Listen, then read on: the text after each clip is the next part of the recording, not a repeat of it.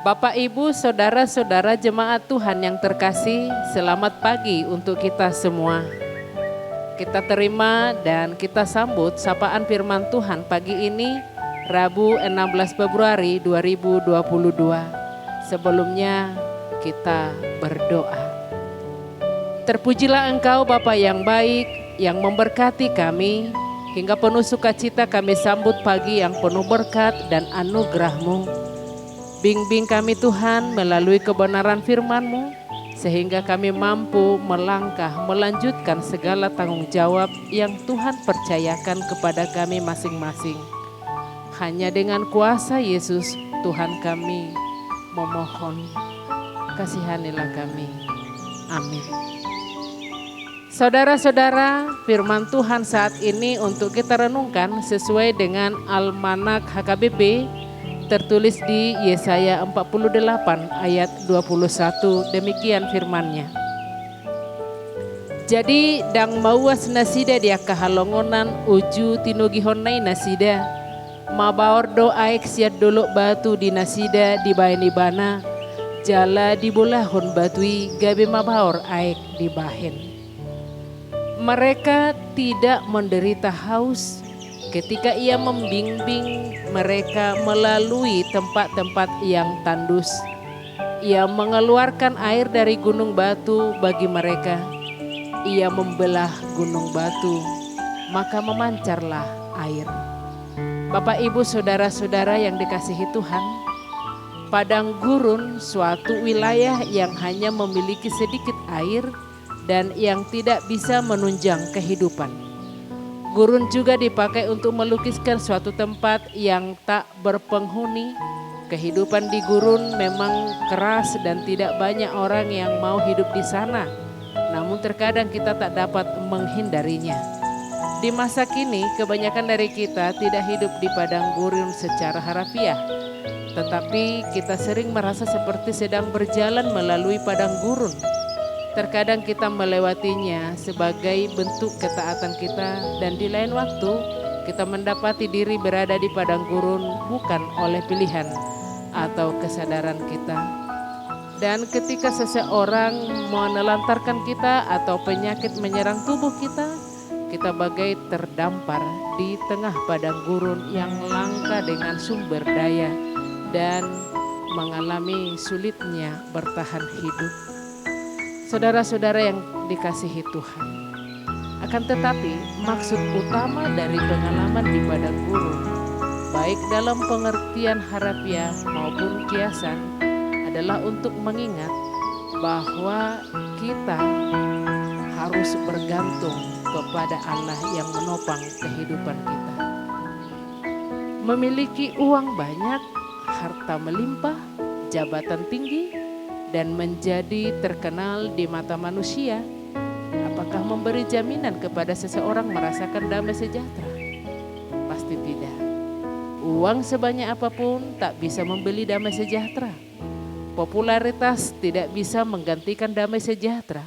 Yang pasti bahwa hidup dalam damai sejahtera itu tidak berkaitan dengan materi, jabatan, atau popularitas, tetapi buah dan dampak dari ketaatan orang melakukan kehendak Tuhan.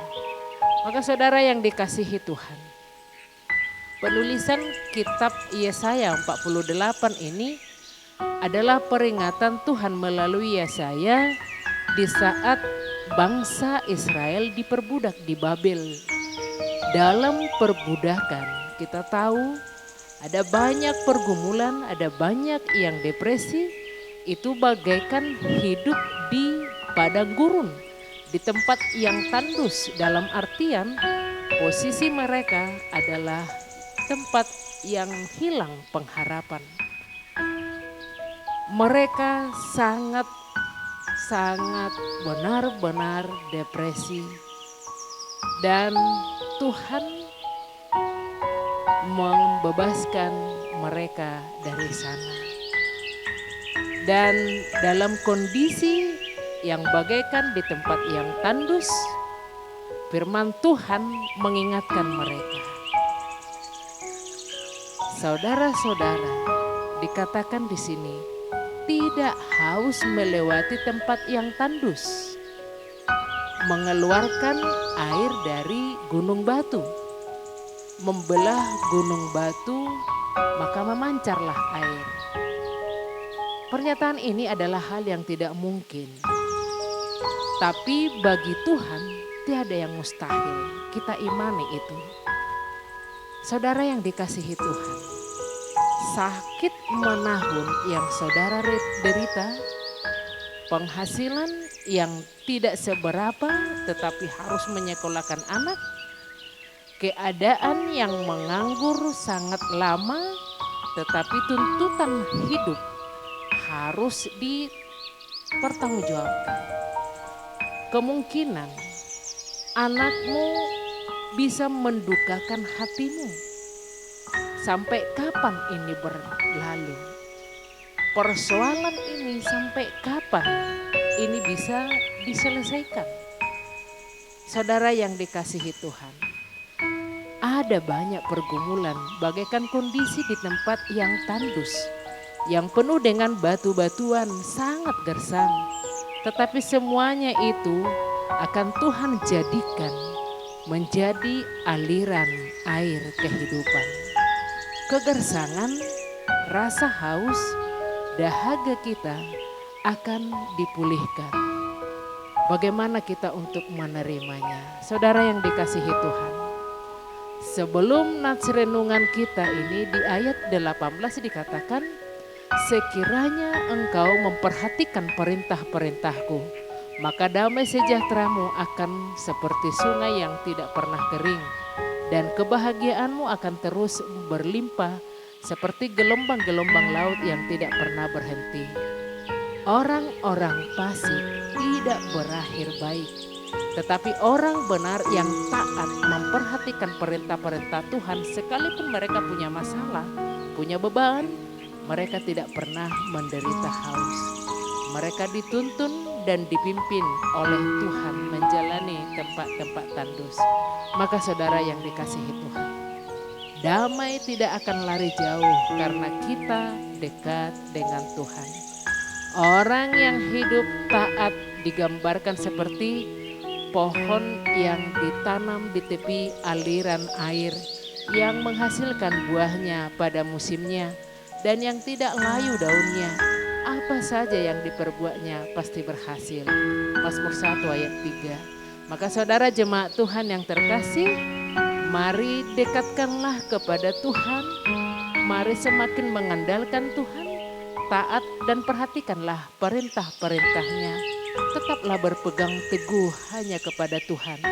Maka kita tidak menderita haus sekalipun melalui tempat-tempat yang tandus. Air kehidupan akan dialirkannya. Selamat menikmati air hidup, tetap damai sejahtera meliputi kita semua. Amin, kita berdoa. Inilah kami Tuhan yang Engkau sapa pada pagi hari ini. Mampukan kami dengan kuasa Roh-Mu supaya kami tidak jatuh, tidak putus asa bila kami menjalani hidup ini bagaikan di tanah yang tandus, di padang gurun yang mematikan pengharapan. Saudara kami yang sakit Tuhan, nyatakan kuasa-Mu untuk mereka. Juga saudara kami yang menganggur, gembalakan mereka Tuhan. Bimbing mereka ke tempat pekerjaan yang layak. Dan kepada keluarga yang bergumul, biarlah kuasa Roh-Mu yang memberi kedamaian. Ya Allah Bapa kami, pagi ini kami serahkan hidup kami hanya ke tangan Tuhan. Terimalah kami dengan kuasa Yesus Kristus Juru Selamat kami yang hidup. Terimalah doa kami. Amin.